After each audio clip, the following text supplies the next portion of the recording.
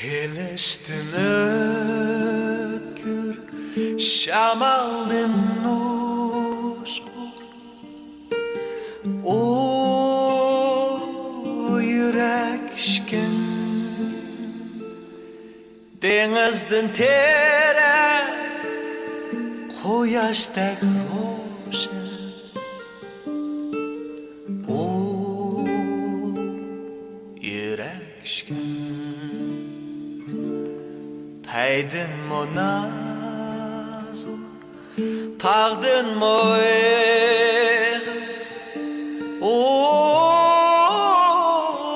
yürekşken Demek insanda yürek nuroli Ben kireşken Bir abba pahtidek yumşak O yürekşken Baştın mukadde kehredek acı O yürekşken Göherdin isil Hamidin rezil O yürekşken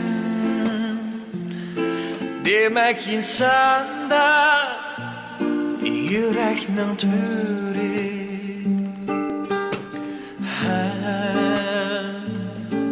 Ölekşken Ey hey yürek yana Hey hey yürek yana Kireşken Ölekşken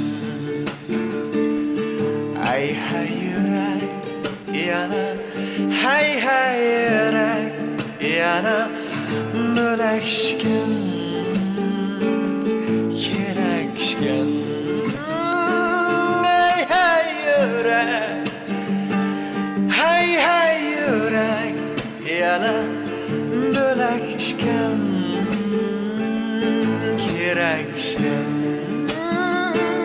Hey hey yürek yana Hey hey yürek